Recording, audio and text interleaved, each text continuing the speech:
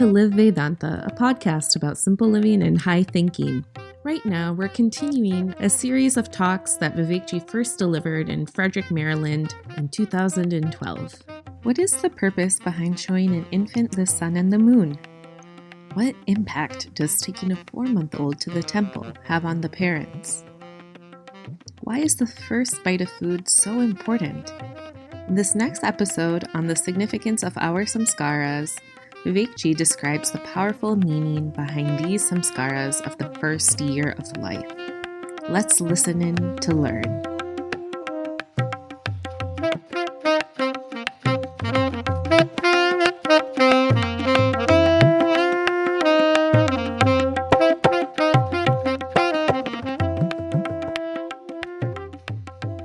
In 2008, Puja Guruji had given a talk in Northwest Indiana with the title being, Life is a Gift, Living an Art.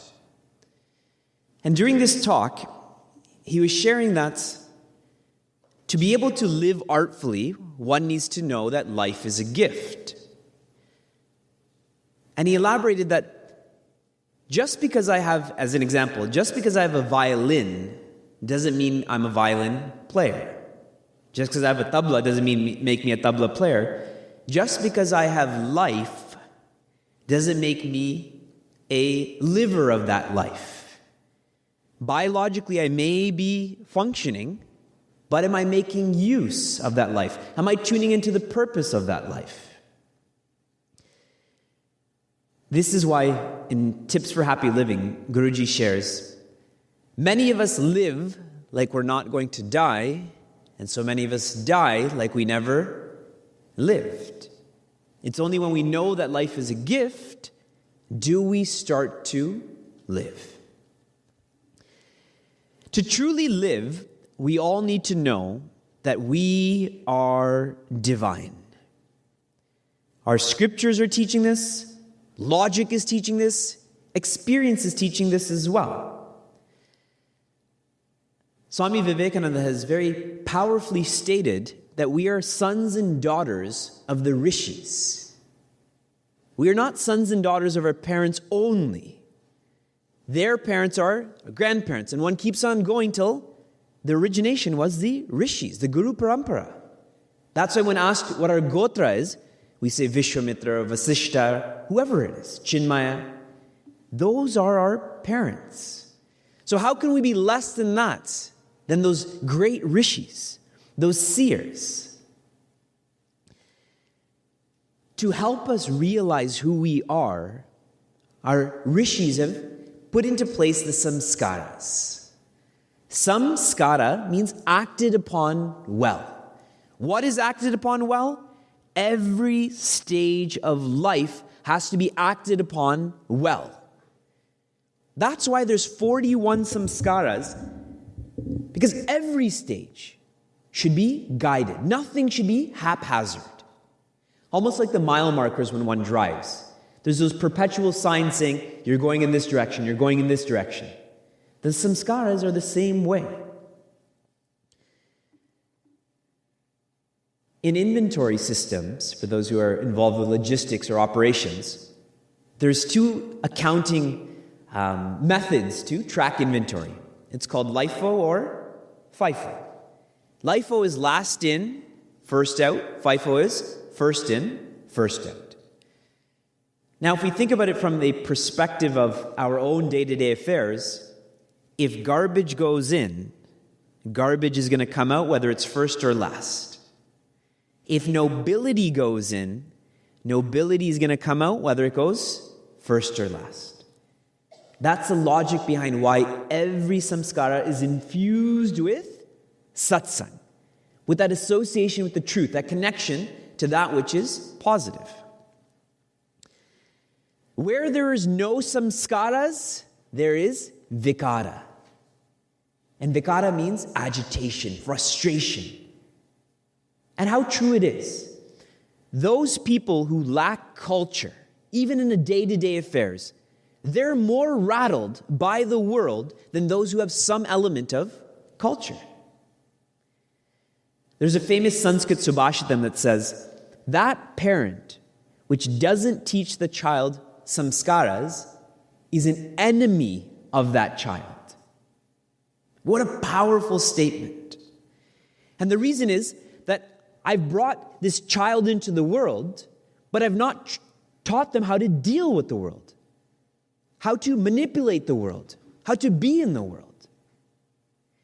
It's no different than us saying, condoning teenage pregnancy.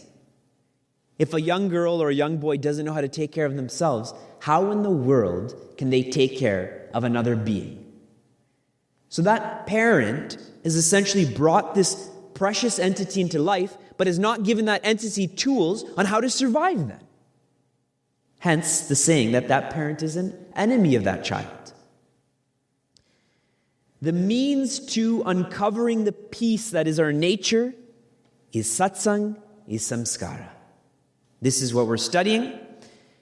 And the beautiful aspect of this whole 16 samskaras is that all of life is being infused with this. When we're not even born, when we are born, when we start to eat, the length of our hair, how old we are, when we get married, and so on and so forth. And we need this now more than ever because we're so busy. Who has the time to go to satsang?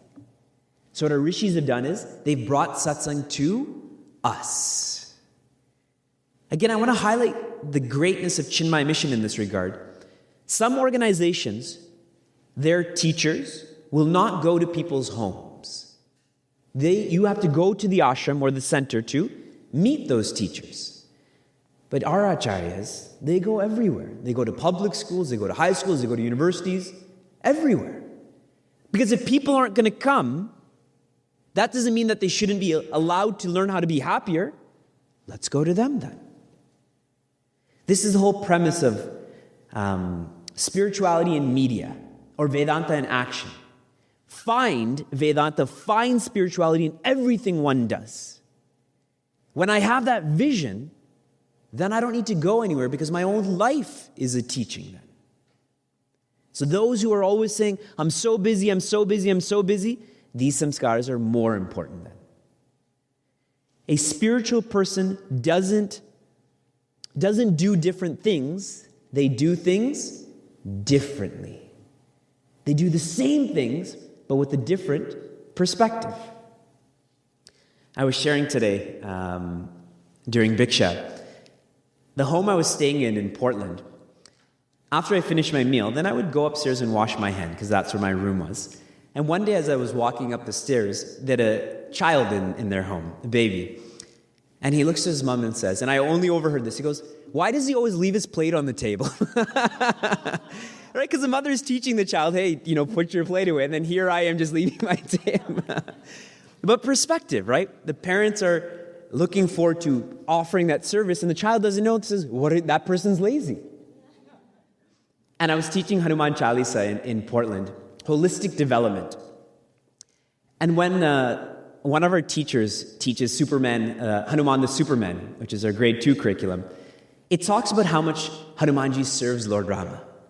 So one student said, it seems like Lord Rama is really lazy. It seems like Hanumanji did all the work for Lord Rama. Perspective, right? But the real meaning behind that is that Lord Rama gave everyone opportunities to serve the divine. But it's just perspective. That's all that separates Hanumanji from being Lord Rama from being lazy, Lord Rama being the divine. It's what way we're looking at this. Yesterday we studied the first samskara, which was Garbha Dhanam. And the highlight of this samskara is the discipline in which this samskara is initiated. That invocation of a child, invoking that desire. No different than how we invoke Gurudev. How we do our Shanti mantra to invoke peace here, with discipline. It's not people are wandering around and so on. Everyone's sitting down, eyes are closed. Discipline. It's based on attraction, not lust. Then we studied Pumsavana, which is when the food sheath and the air sheath, the Annamaya Kosha and the Pranamaya Kosha, are coming into being.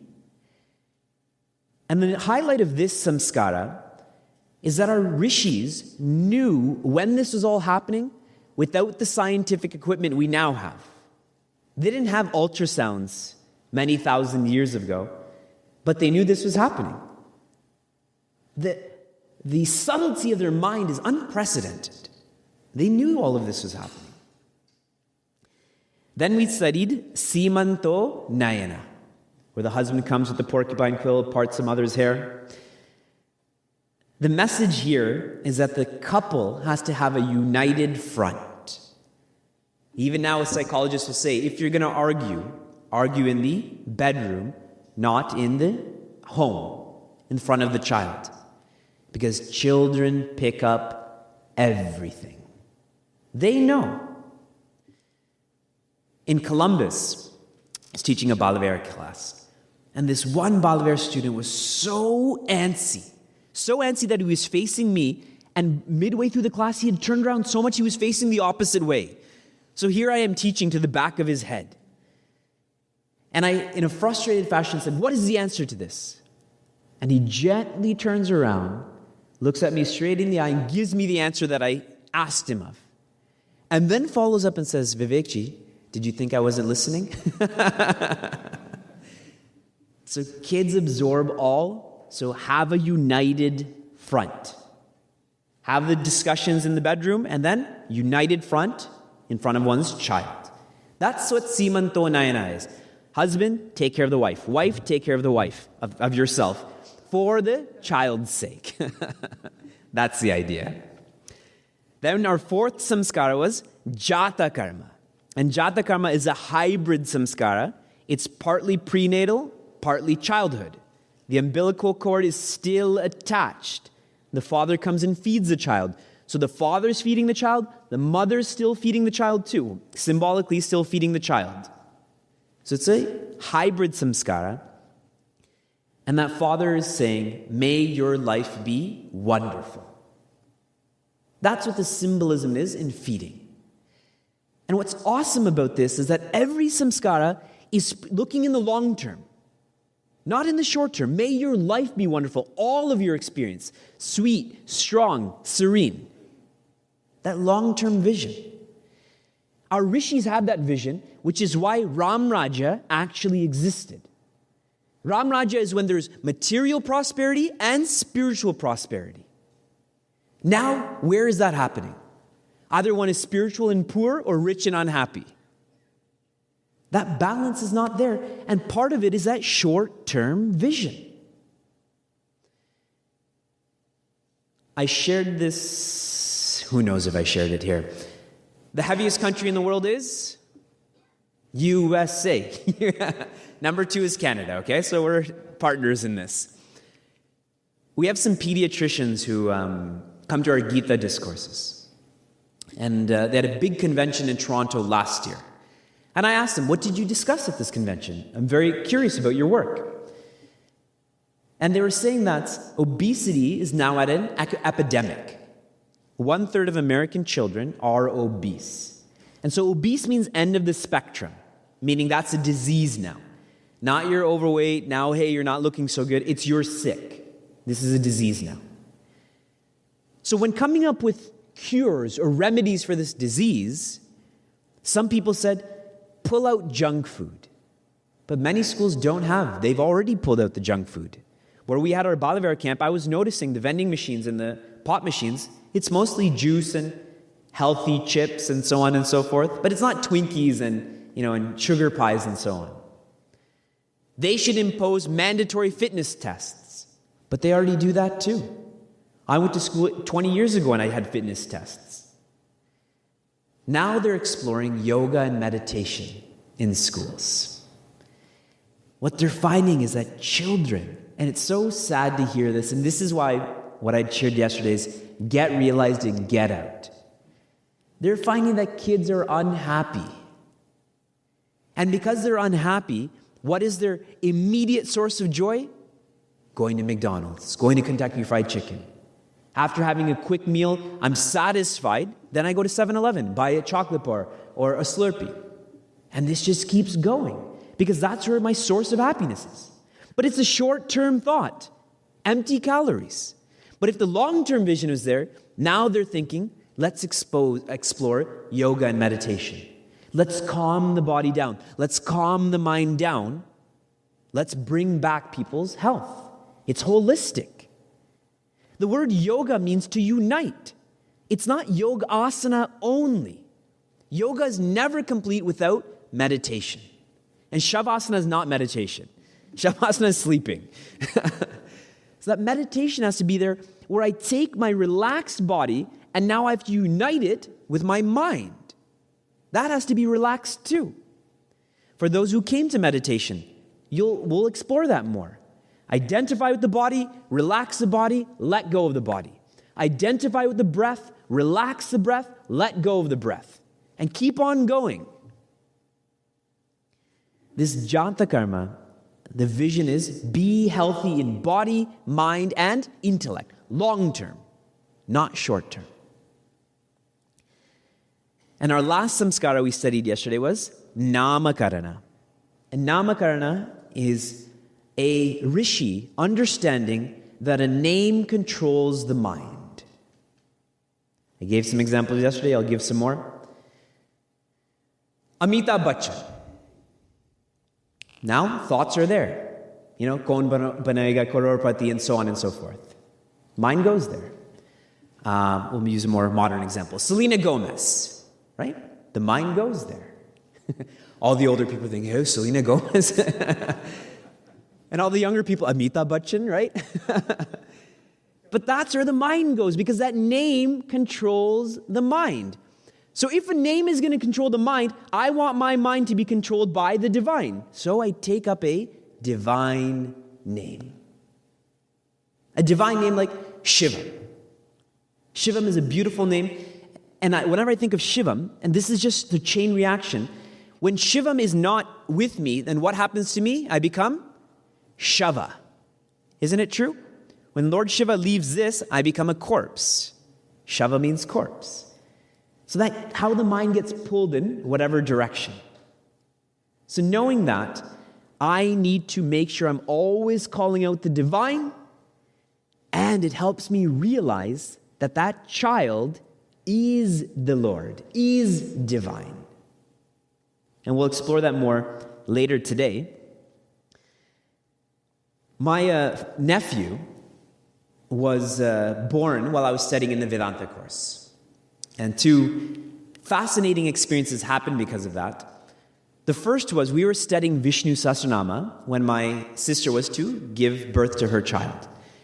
So every day when we would study those names, I made a huge list of names to give to my sister, that these are potential names for your son, and it was going to be a boy. And so I was very proud. I was like, I can't wait till she picks one of these names. They're all so beautiful. They mean so much. And then she chose Sean, which is half of her name and half of her husband's name, Tarun. Vishnu Sahasranama is embodiments of Brahman. Every word leads to Brahman, but these 1,000 names are almost like a catalyst to realizing Brahman. Swami Ishananda was once asked, if God is everywhere, why go to the temple? Why go to the ashram, right? And he said, when you're hot, air is everywhere too, but why do you stand in front of the fan? Why do you stand in front of the air conditioner, right? You need that concentrated form to realize those blessings. The second fascinating experience with the birth of my nephew was, the first time I saw him was at an airport, and he was already 2 years old at this point. And it's fascinating to see another being, only through hearing about them and then actually seeing that being manifested. And that's why rishi means seer, S-E-E-R, the seers, that they not only heard about the greatness of Bhagavan, they actually saw Bhagavan. Whether it's Tulsidas Ji or Swami Shivananda, all of our great Maharashtrian saints, all of them saw Bhagavan, not just heard Bhagavan. It's possible. We can have this possibility too, if we choose to. So don't think that, okay, now I've given my child's name, not associated with Bhagavan, that you should change the child's name. Okay, that will be worse for the child and worse for you. Just associate the quality of Bhagwan with the child then. A lot of people think, how does Gurudev and how do Guruji always remember everyone's names? There's 2 reasons why they remember everyone's names. 3 reasons, actually. Number 1 is because they love everyone. And anyone we love, anything we love, we remember. When we watch a movie we love, we remember who's in it and what happened. When we watch a movie we don't love, what movie? Who was in it? What story? So they genuinely love everyone. Number 2 is that they genuinely live in the moment. Not just market it, live in the moment, right? Everyone says live in the moment. Who lives in the moment? We're doing a workshop on the game of life. And in a game, there's 4 parts. There's the purpose, then are any of the students here? Field, good, then players and rules. So purpose, field, players, rules. So their assignment was come up with rules on how to play the game of life. So one person said, lots of rules are being shared, and finally says, you just have to live in the moment. I said, really? For 1 minute, I want everyone in the room to live in the moment. But every time that your mind is not in the moment, you have to put a finger up. Okay? So let's see how much one lives in the moment. So I started timing it. And then I started talking about Super Bowl's on tomorrow, how your school was, and fingers just started popping up. It's not just about marketing. Our masters actually live what is marketed. So they hear it, they remember it. And the third, and this is more of a business school technique, is they associate a name with something else. That's how they remember, how one remembers one's names. Even at our chick camps, it's always, if my name is Vineet, it's, Vast Vineet or Victorious Vineet. So that name gets connected to that adjective, that adverb then. So if my child's name is not a direct name of Bhagwan, associate a quality with Bhagwan then. And one will call out the Lord constantly. This applies for all of the samskaras. I know these first four don't apply to anyone in this room right now. We're grandparents, or we're already parents, or we don't have kids. So none of these apply. But that's not the point. The point is to take that philosophy and bring it into our lives. And when we do it, we can share it with someone else then. There's other people who are going to have kids. Share this thought with them. What a great gift one can give to another person to help them get realized. What better gift can there be? One of my close friends finished dermatology school, and his father told me, for my son, I want you to order Swami Chinmayananda's talks on Gita, the DVDs. And I was like, okay, great. Why? Your son graduated from dermatology. He'll be working a lot. Why this? And this father's honest, thoughtful response is, my son is a dermatologist now. He'll have a lot of wealth. He can buy whatever he wants, but he may not buy these DVDs. And everything else that he buys will not bring him as much happiness as the teachings from these DVDs will. All the other things he'll buy will come and grow, bring happiness, take away happiness. These DVDs will keep on giving happiness to him. That's what these samskaras are as well. We continue. The 6th samskara is nishkramana. Nishkramana. And this happens in the 3rd month. The 3rd month of one's birth, where the father, he chooses an auspicious day. It could be Adi Shankaracharya Jayanti, it could be Mahashivratri, any auspicious day, and they take that child outside for the first time. And what do? They show that child the sun, and later the moon. And it's amazing how they do it. They cup their hands like this, so it's almost like you're taking away everything else but the sun. And at 3 months, that child probably doesn't know what the sun is. Probably. It's not registering. But again, it's a symbolism that your focus in life, this is your focus, should be, what does the sun represent? Knowledge. That's what your focus should be. And wherever there's knowledge, Then they look at the moon. And what is the moon symbolic of? That which delights. It's a source of joy. That where there's knowledge, there will be joy. This still happens. When we had our Upanayanas, and I had mine when I was 25. So think, it's supposed to happen when you're 8 or 10 or 12. I had mine when I was 25. So double, 3 times as old as I was supposed to, but it got done. And so it was like I was born for the first time. Samvidji, our Upacharya, held my hand. I'm only a few years younger than him. Takes me outside and cups his hands and says, look at the sun. How I was so moved at that time, and now I know what it means. I'm more moved by it. That it's a rebirth, a birth towards being better. And we'll study that more tomorrow about Upanayana. Where there's knowledge, there is joy. The sun and the moon. Then in the 4th month, this is still part of Nishkramana, the father or the maternal uncle, the mama, takes the child to the temple for the first time. And they don't go just for the prasad. The father takes the child to Lord Rama and Mother Sita, or Father Shiva, Mother Parvati. And the message to the child is, these are your parents. These are your parents, find them. Your life's purpose is to find your parents. Just like in Kung Fu Panda 2, correct? The whole movie, excellent movie. Not just for kids, totally for adults as well. Please watch it, study it, use it. And his whole purpose is to find who his parents are. This is the same message. They got it from here, from the Samskaras. That's where it came from. And it's a message, then if it's a message to the child, it's also a message to the parents, that those parents are just the biological parents. This is not their child. This is Bhagwan's child, not yours. One is a caretaker. One is a custodian. One is given the opportunity to look after Bhagwan's child. That's what it means to be a parent. This is what Nishkramana teaches us. And imagine, and we shouldn't imagine because it's actually happened, like Kaushalya or Mother Yashoda, who knows temporarily that their child is the father of the universe. What is their reaction then? Really, it's in awe, and that's why Bhagwan has to go back to being a kid.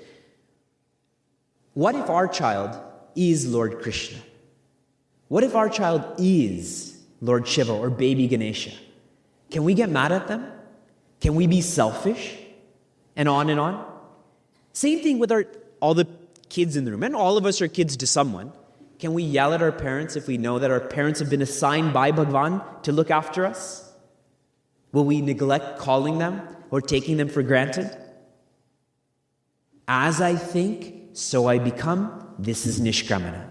For the kids, for the parents, for everyone. Maybe that's why the mama takes them that, hey, it's not just your wife's husband that's the father, you're the father too. Everyone's a father. In Niagara Falls, we start our Balavihara Satsang at 10 o'clock. And for 10 o'clock, from 10 to 10:30 is our assembly. Announcements, stories, chanting. 10:30 classes begin. So sometimes, some people come at 10:30. And they know at 10:30, if I ask them to sit down, that something is coming from my end towards them. So I ask everyone to sit down. And I tell them, your kids may not be studying here, because the people that are coming late tend to be a little bit older. Your kids may not be studying here, but don't think that you're not a parent to every kid here. They call you uncle, don't they? They call you auntie, don't they? So if you come at 10:30, where the Chinmay Mission Pledge and Arti and the announcements are not important, what kind of example is being led? You are their parents. Act like it. Be there at 10 o'clock, just like they have to be there at 10 o'clock too. So Nishkramana is teaching us that we're all a family. Let us focus on knowledge so there's joy. Let us know our relationships with each other too. The Hindi movie where Nana Patekar cuts his hand and then cuts someone else's hands and mixes the blood and says, tell me now who's Hindu and who's Muslim? Right? Our blood type doesn't say that. We choose our family. Let's choose everyone. And when we do, when we know this is a divine family, we'll act in a dharmic way. There'll be no selfishness, there'll be no anger, and on and on and on. This remembrance of these samskaras brings great peace into our lives. One of the most common questions that I'm asked, and I'm sure other acharyas are asked, is, how do I know what I'm doing is right or wrong? Right? How do I know what I'm doing is right or wrong? How do I know the person I'm with is right or wrong? How do I know the program I'm in is right or wrong? How do I know the city I'm living in is right or wrong? And so the answer to those questions are already in our scriptures. Do what the wise people have done. This is what Nachiketa shows in Kathopanishad. His father is giving these impotent cows, and Nachiketa says, did our forefathers do this? Father, look to what the wise people have done. Act in the same way. Life is not complicated. Society wants us to believe it's complicated, so we buy more things then. Right? Even that company, Life is Good, right? Yeah, life is good. You don't need to tell me that. It's become complicated because that's what we thrive on now. Like that little boy in Portland who said, hey, why is this plate on the table, right? So simple. Vividisha ji, she's a Swamini now actually, Swamini Radhananda. She's the one who's in charge of the Balavihar magazine. She had a satsang for us one evening at Jagadishwara temple. And she began by saying, I am not who I think I am. I am not who you think I am. I am what I think you're thinking about me. That's how many layers we've added onto our personality. That's how complex we've become. And that's the games we play then. And then we say, you have to be more mature, you have to grow up. Into what? Into this complication? Life is not complicated. Life is simple. Shastra anusari. Live by the scriptures. Life is simple. Is life complicated for Guruji? He knows what's right and wrong. Just do it then. This is a simplicity that, Bhagwan, these are my parents. Let me find them. For the parents, my child is divine. Let me treat them like that. Nishkamana. Number 7 is Annaprashna. Annaprashna is the first time that a child eats solid food. Solid food. And this happens in the 7th month. Because the teeth have become more firm, the digestive system has become more mature, so the child is ready to eat solid foods. During this time, water and plants are worshipped. During Annaprashna. Actually worshipped. And the message behind this is that this body is a temple. When we do Anganyasa, Anga means the limbs. Karananyasa means the hands. Where I install Bhagwan in my head, on my lips, in my heart, on my shoulders, on my feet, in my eyes. Before we chant Vishnu Sahasranama, that's what we go through. Anushchup Chandaha, Shri Vishwarupo Mahavishnu Devata, and one keeps going. So now I'm not Vivek. You're not Shiva. You're not Sudita. You're not Ramita. Bhagwan is living in us now. He resides in our heart then. Avahayami, remember? That Bhagwan is living in me. I'm invoking him or her in this idol. This body is the temple. And that's why when Shiva leaves the temple, what happens to the temple then? Shava. It collapses. And it does collapse. If I died right now, I would collapse. Naturally, I would. Sharira madhyamam khalu dharma sadhanam. This body is to live dharma, live dharmically. And Gurudev uses the idea of, he was asked a question about people with special needs. Whether they're maybe blind, maybe they can't think as efficiently as you and I may be able to. And Gurudev's response to that was, the less counters one has, These sense organs are counters. They're transaction venues where I interact with the world. The less counters there are, the less opportunities there are to exhaust one's vasanas. So someone with special needs still can exhaust vasanas, but they have one counter less that's opened. Like a store, if they have 5 counters, more revenue can come in, but more revenue can be lost too. It can go both ways. So they just have one less counter. We have 5 counters to clean up our personalities. Exhaust vasanas, exhaust karmas, to live that divine life. That's what this body is. And so if this body is a temple, what should my relationship be with drinks and food then? Sadhana panchakam. Hunger should be treated as a disease. Thirst is treated as a disease. And whenever I have a disease, do I take more medicine than I need? No, I only take what I need. And if we all live like that, America would not be the heaviest country in the world. And Canada wouldn't be the second heaviest. Treat hunger and thirst like a disease. This is what Adi Shankaracharya is teaching us. And we all know that no one who wants to be healthy takes more medicine than is needed. If I'm taking more medicine than is needed, it's because I want to be unhealthy. That means I don't want to take care of this temple or this body to whatever extent. And even in Adi Shankaracharya's Gita Bhasha, there in chapter 6, where Lord Krishna is teaching Arjuna how to meditate, he says that person who eats too much or that person who doesn't eat at all cannot meditate.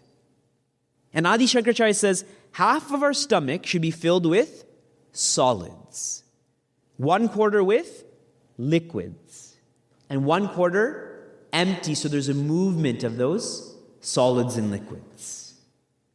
If my stomach is 100% solid, no liquid can go in there and there's no movement then. Movement only comes upwards then rather than downwards. I was at my uncle's house in Delhi, and on their almaris, people put those tacky sayings, 10 things you should do in life or 10 things that you shouldn't do and so on. One point caught my attention. It was point number 6. Rarely do we regret under-eating. What an intelligent thought. We always regret overeating, but we keep doing it. Under-eating we never regret, and so we never do it. And it's too bad because we know where our meals are coming from. I know I'm having bhiksha afterwards, right? What is the point in overeating when I know where my meals are coming from? If I don't know I'm going to have dinner tonight, then hey, I should stock up at lunch. That's why even in India, the rule is, for breakfast, eat like a king. Lunch, eat like a normal person, like a human being. Dinner, eat like a pauper. Because there's no opportunity to exhaust that energy then. I unconsciously started practicing this because I heard this afterwards. We had to get up at 4 a.m. every day. Whether we liked it or not, that bell is going off at 4 o'clock. For those who have been to Sandipani, you know this. During the Vedanta course, at least. And I found that at night when we would eat dinner, which would start at 8:30, suppose it goes on till 9:15, you get to your room, it's 9:30, and you have to sleep at 10 if you have to get up at 6. So I was so lethargic in the morning after I'd eat dinner. The food would still be there. How can it digest if I'm just lying down? So I stopped eating dinner. After 6 months, I said, no dinner. Let's just see what happens. And then those mornings became that much more efficient. I never ate breakfast like a king because we had classes, because then Sanskrit, right? That would be even more devastating. So lunch I ate like a king. Took a nap, studied, exercised. But that's the message here. That this body is a temple. Treat hunger and water like a disease. And water and plants are worship because that's what sustains this body. Even if one eats meat, how are those animals sustained then? On plants. Everything gets boiled down to plants and water. I stayed at Shivam's house once.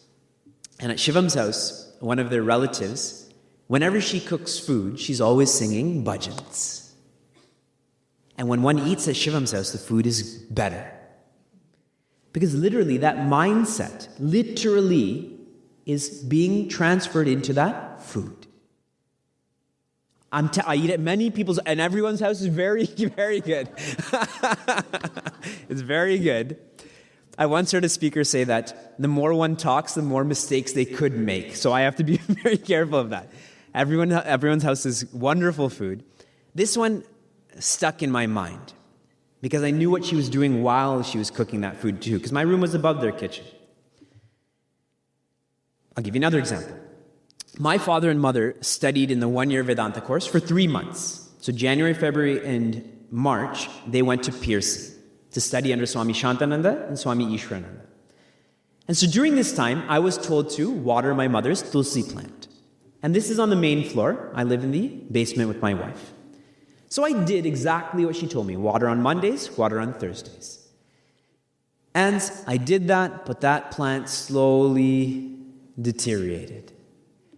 And so when my mother would call, or I would call my mother, she'd ask, how is the tulsi plant doing? And I'd say, it's alive.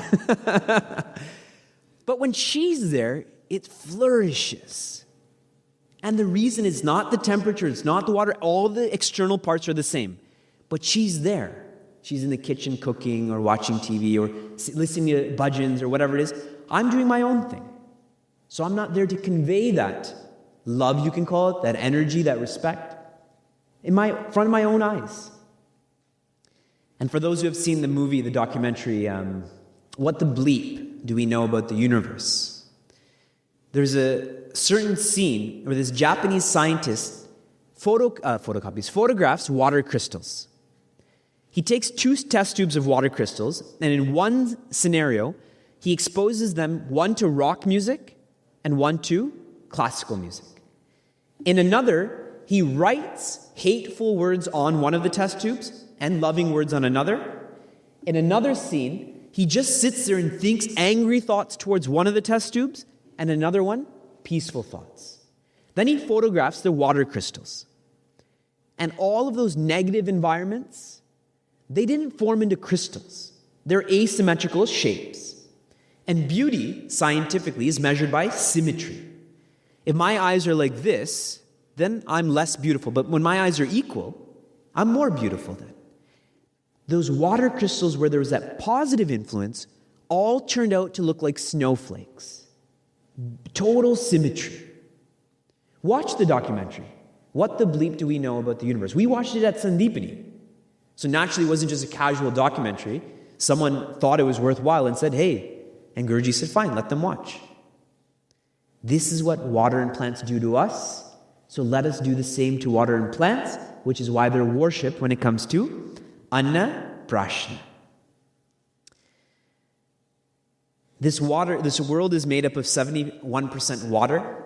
This body is a microcosm of that macrocosm. When my thoughts are pure, my body will be pure too. Let's worship both ways. Anna Prashna. If you enjoyed what you heard or want to learn more, share this episode with a friend or find us online at facebook.com/CM Niagara. For those on the journey of self-development, Chinmaya Mission Niagara provides a community forum for seekers to listen, reflect, and contemplate. This podcast is produced by the Young Adults of Chinmaya Mission, an international nonprofit working to transform individuals through the knowledge of Vedanta. Until next time, inspire, love, be.